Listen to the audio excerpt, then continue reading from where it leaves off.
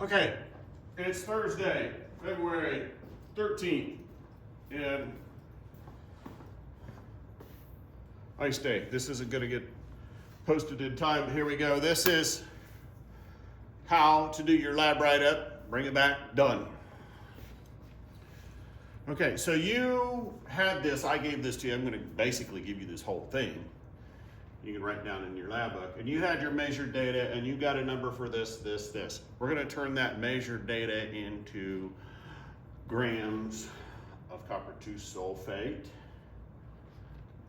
After it's heated, after it's dry, we're going to turn that into grams of water. And then we're going to turn the grams of copper 2 sulfate to moles and the water to moles. And then we're going to do a mole ratio. And then we'll know copper 2 sulfate dot 1 H2O, or copper 2 sulfate dot 2 H2O, or copper 2 sulfate dot 3 H2O, etc. And so I gave you this to put in your lab book. Now let me get the one I want. So you have a mass of copper 2 sulfate, and how do you get that? And you have a mass of water, and how do you get that? By the way, you need the molar mass of copper 2 sulfate and the molar mass of water from the periodic table. I always forget that step. Do I need it? Turn them both to moles, get a mole ratio, and there's a percent error calculation too.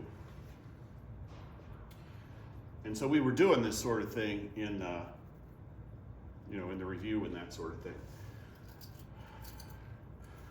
You'll have a sample calculation for each one of these steps that matches up. Okay, so how do you get the mass of copper 2 sulfate? Well,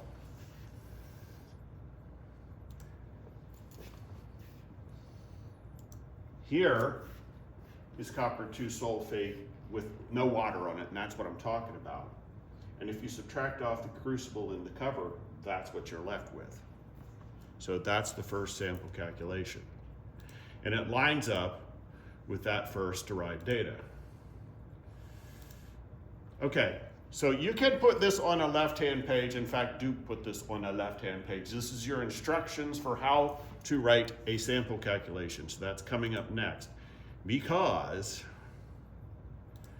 what happens most of the time is every derived data lines up with the sample calculation. So those two go together, and that's pretty typical. So you have these 7 steps, and I will hold you to this. Notice this is on a color background, so you're not putting it in with the other notes. It's on the left-hand page. You are going to first start with the Roman numeral and then a title. I'll show you a bunch of examples of this in here. I'm doing it for you. And then a word equation, and then a symbol equation. These are going to vary in how they look. And then you're going to substitute in your number data, and you're going to set up to solve for a variable, and you are not skipping this step, or it will cost you points. And then your last thing is your number variable equals, and you are not skipping these two, or it will cost you. I'll make sure of that. It's a very important step. So here's what it would look like. Your first sample calculation, I'm giving it to you. Sample calculations, colon. There's going to be more than half a dozen probably. Number 1, there's your Roman numeral. Number 2, there's your title. Doing it for you. Determining the mass of copper 2 sulfate. You should be writing this right down in your lab book. By the way, when you go to sample calculation, don't put it on the same page as your data. You filled that page up. Go to a new page. Don't start a sample calculation and have it on 2 pages.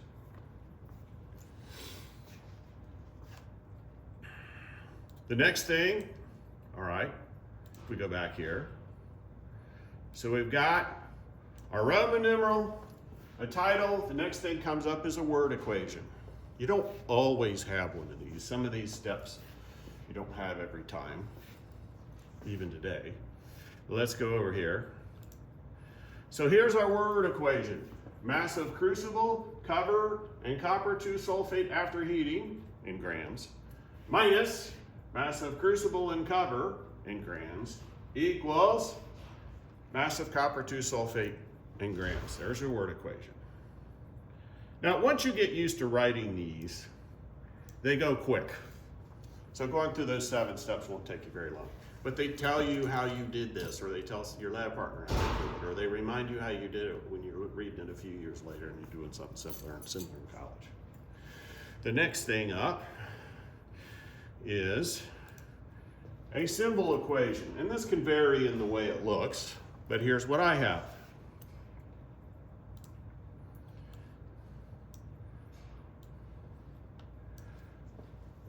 Capital M for mass of crucible, cover, comma, CuSO4 minus mass, crucible, and cover equals mass, CuSO4. That's pretty clear in what you mean there. Then the next step is substitute in the number data into here. And what that would look like, let's say, this is going to be vary on your data. Okay, I don't know. You'd have to go back to your measured data, and you would have, oops, that's not it. You would have to go back to your measured data. Ignore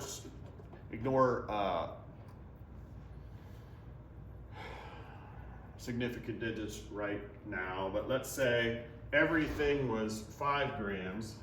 After you drove the water off was 4 grams, and the empty crucible and cover was 2 grams. That first calculation would be this one minus that one. These words match the words that I wrote down. So 5, 4, and 2, okay? I can remember that, maybe. So the way that would look for you would be 4 grams minus 2 grams equals variable. In this case, it's not X, it's that. I'm not giving up ground on this step. It's real simple. You refuse to do it because you will not do it. You'll lose points. You solve up for the variable like X, and then you solve for X. So that is a separate step. Whoops. MCuSO4 equals, and this is where you put in 2 grams. Not here, not there, separate step. Very easy. I don't know why you give up points on it. The reason for that is you have many steps in these things and you have numbers everywhere. If you won't follow that direction, you aren't going to know which number to use. And you will have a mess because you won't know what numbers to grab. This tells you what numbers to grab. At least it eliminates half the numbers you got to sort through. Double exclamation points. I'm paying attention to that. It's there for a reason. Okay, let's do the next one. So if you subtract these two, you get just the dry copper 2 sulfate. If you subtract these two, you get the water that you pushed off when you heated it. And that's the next sample calculation. By the way, when you get that mass of CuSO4, you put it here in grams. That would have been 2 in my case. And when you subtracted those 2 to get the water, you're going to find out you're going to put a 1 there. Let's go see. So the next sample the first sample calculation lined up with this. The second sample calculation is going to line up to give us that. There's the first one, Roman numeral 1. So the next one is Roman numeral 2. And then we're looking for the water, so that's going to be in our title. And then there's going to be a word equation and a symbol equation and the rest of the steps. Okay, I don't think I have this one typed though. Okay, so the way it looks is Roman numeral 2, and it's going to say determining the mass of water driven off by heating. And then you got a symbol equation, and the word equation, I'm sorry.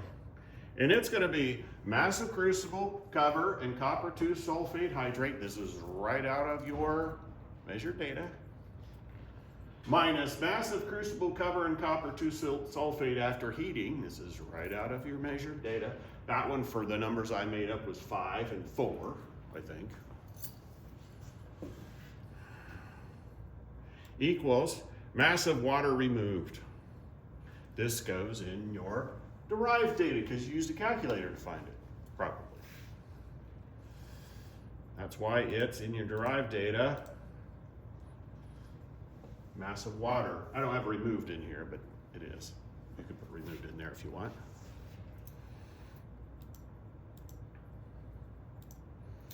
And symbol equation is next. And I have a capital M mass, crucible, cover, CuSO4 dot question mark H2O. So this is our hydrate. This is an awful complicated symbol equation. They're not all going to be this complicated.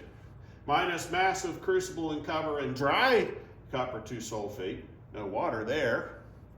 You subtract those and you get the mass of the water, MH2O. And then when you put numbers in there, next step. So Roman numeral, title, word equation, symbol equation, substitute in numbers. Then set up to solve for a variable. It's not going to be X this time, it's going to be MH2O. Then it'll be MH2O equals. Let me show you that.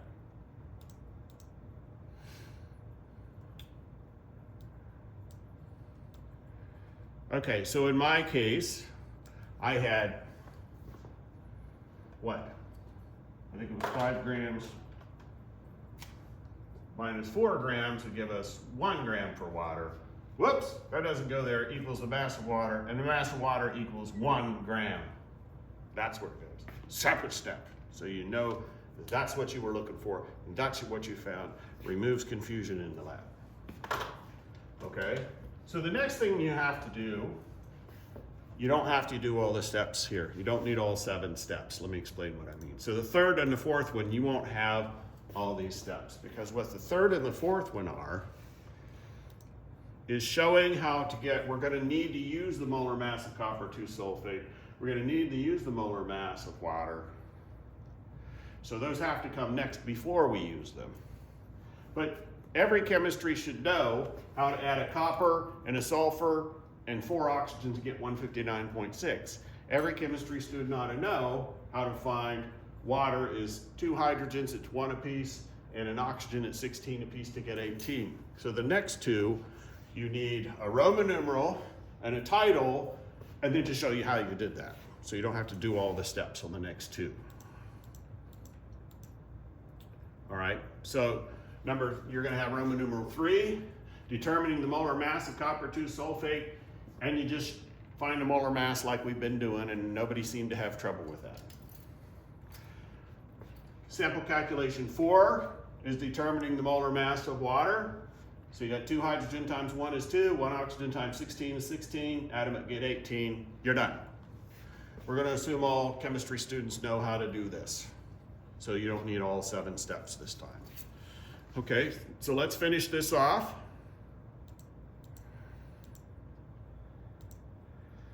The next thing is you're turning grams to mole, which you know how to do. And after that, you do the mole ratio, which you know how to do. So let's do sample calculation 1, 2, 3, 4, 5, and 6. We're turning grams of water, or grams of copper 2 sulfate to moles. We're turning grams of water to moles.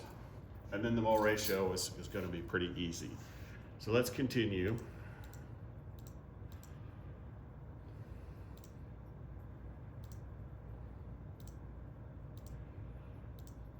So you would do determining sample calculation 5, determining the moles of copper 2 sulfate. It's going to be grams, molar mass, inverse of it, in moles. So you would do mass of CuSO4 from your derived data, and the molar mass of CuSO4 underneath a 1. It's moles of copper 2 sulfate. That's your word equation. Take time, pause it, write it down. Then blank grams of CuSO4. In our case, that's going to be, in my case, that's going to be, what did I say, 2.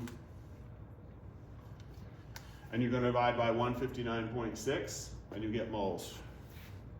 And I don't know what that number would be, but when you divide 2 by something like this, or a few moles, but it's going to be 0.0 and then some stuff. So it's not going to be a very big number of moles. Moles is usually 0.0 something or 0.00 something, that sort of thing. In this case, we will use N for moles. And then you do almost the same thing for determining the moles of the water. Number 6, determining the moles of the water. So you put your word equation here, mass of water, divided by molar mass of water. That's a 1, equals moles of water. Then your symbol equation is so many grams of water, which in this case I think was 1. I don't remember. Divided by 18 equals N moles. And then N equals, and here's where you put your number in. And again, it's going to be 0.00 or something like that. You get that far, bring that in. We'll do the rest of it in here. But you should find that when you divide those 2 moles, when you divide this one by the one on the previous page, you get a mole ratio. So at least title the next one. Here we go. Roman numeral 7, determining the mole ratio CuSO4 to H2O. And we'll pick up with that when you're in class.